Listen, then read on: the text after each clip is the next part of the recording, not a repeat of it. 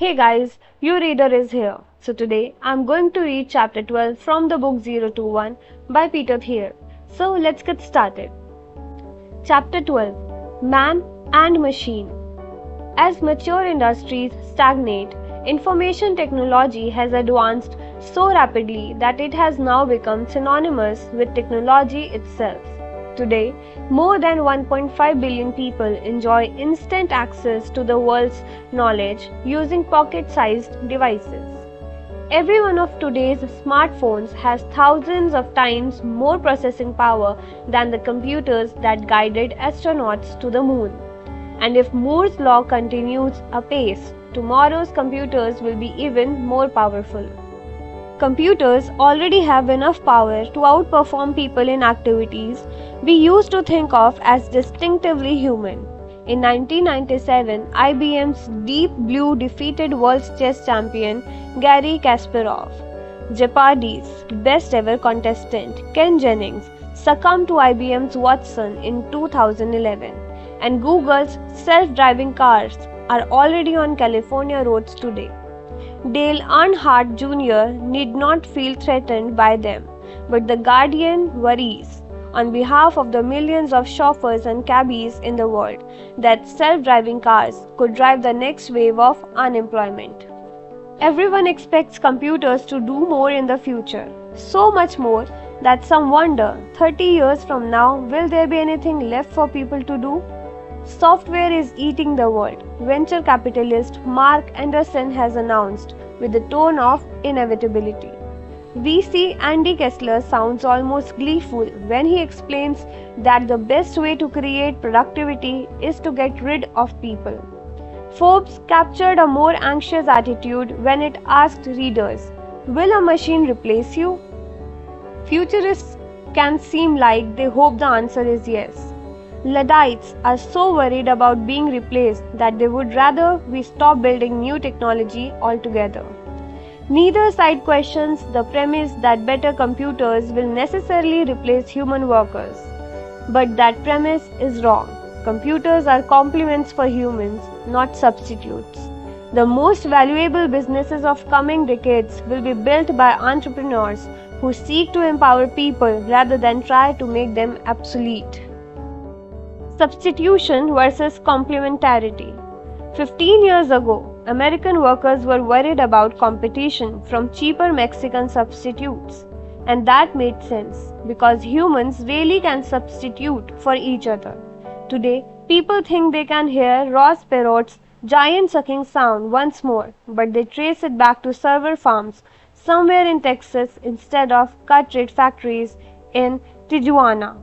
Americans fear technology in the near future because they see it as a replay of the globalization of the near past. But the situations are very different. People compete for jobs and for resources. Computers compete for neither. Globalization means substitution. When Perot warned about foreign competition, both George H.W. Bush and Bill Clinton preached the gospel of free trade.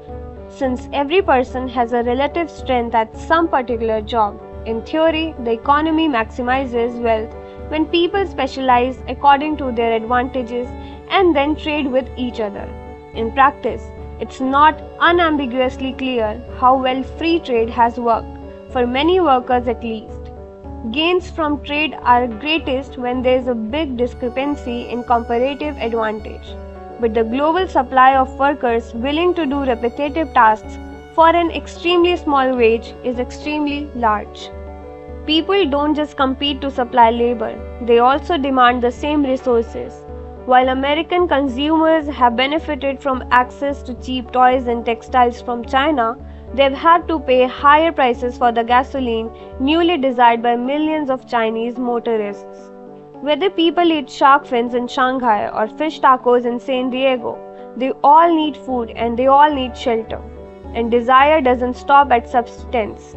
People will demand ever more as globalization continues. Now that millions of Chinese peasants can finally enjoy a secure supply of basic calories, they want more of them to come from pork instead of just grain. The convergence of desire is even more obvious at the top. all oligarchs have the same taste in crystal, from Petersburg to Pyongyang. Technology means complementarity. Now think about the prospect of competition from computers instead of competition from human workers. On the supply side, computers are far more different from people than any two people are different from each other. Men and machines are good at fundamentally different things. People have intentionality. We form plans and make decisions in complicated situations. We are less good at making sense of enormous amounts of data. Computers are exactly the opposite. They excel at efficient data processing, but they struggle to make basic judgments that would be simple for any human. To understand the scale of this variance, consider another of Google's Computer for Human Substitution projects. In 2012, one of their supercomputers made headlines when, after scanning 10 million thumbnails of YouTube videos, it learned to identify a cat with 75% accuracy. That seems impressive until you remember that an average 4-year-old can do it flawlessly. When a cheap laptop beats the smartest mathematician at some tasks, but even a supercomputer with 16,000 CPUs can't beat a child at others, you can tell that humans and computers are not just more or less powerful than each other, they are categorically different. The stark differences between man and machine mean that gains from working with computers are much higher than gains from trade with other people. We don't trade with computers anymore than we trade with livestock or lamps. And that's the point. Computers are tools, not rivals. The differences are even deeper on the demand side. Unlike people in industrializing countries, computers don't yearn for more luxurious foods or beachfront villas in Cape Ferret. All they require is a nominal amount of electricity, which they are not even smart enough to want. When we design new computer technology to help solve problems, we get all the efficiency gains of hyper-specialized trading partner without having to compete with it for resources.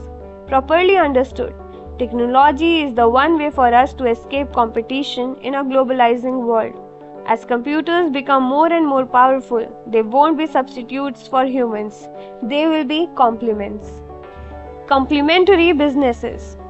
Complementarity between computers and humans isn't just a macro-scale fact.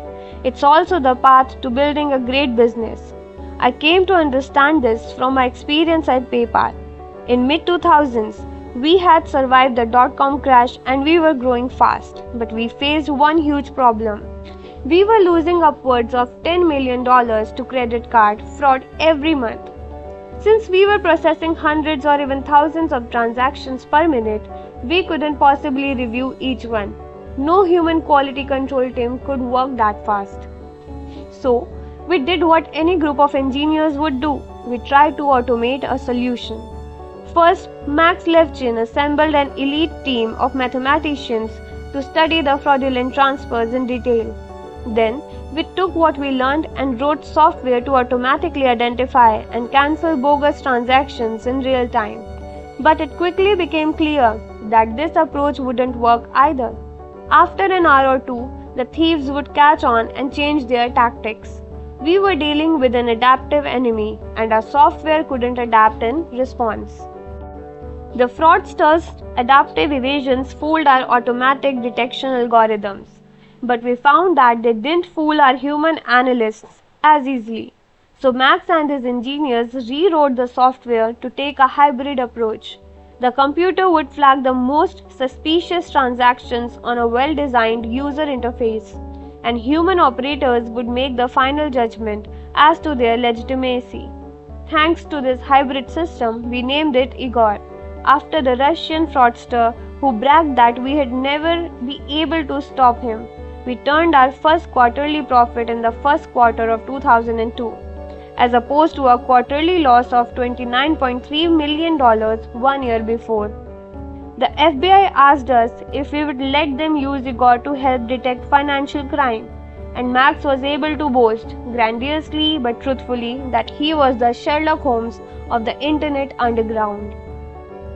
This kind of man-machine symbiosis enabled PayPal to stay in business. which in turn enabled hundreds of thousands of small businesses to accept the payments they needed to thrive on the internet. None of it would have been possible without the man-machine solution, even though most people would never see it or even hear about it. I continued to think about this after we sold PayPal in 2002. If humans and computers together could achieve dramatically better results, then either could attain alone, what other valuable businesses could be built on this core principle? The next year, I pitched Alex Karp, an old Stanford classmate, and Stephen Cohen, a software engineer, on a new startup idea. We would use the human-computer hybrid approach from PayPal's security system to identify terrorist networks and financial fraud. We already knew the FBI was interested, and in 2004, we founded Palantir, a software company that helps people extract insight from divergent sources of information. The company is on track to book sales of $1 billion in 2014, and Forbes has called Palantir's software the killer app for its rumored role in helping the government locate Osama bin Laden. We have no details to share from that operation, but we can say that neither human intelligence by itself nor computers alone will be able to make us safe. America's two biggest spy agencies take opposite approaches. The Central Intelligence Agency is run by spies who privilege humans. The National Security Agency is run by generals who prioritize computers. CIA analysts have to wade through so much noise that it's very difficult to identify the most serious threats. NSA computers can process huge quantities of data, but machines alone cannot authoritatively determine whether someone is plotting a terrorist act. Palantir aims to transcend these opposing biases. Its software analyzes the data the government feeds it, phone records of radical clerics in Yemen or bank accounts linked to terror cell activity, for instance, and flags suspicious activities for a trained analyst to review.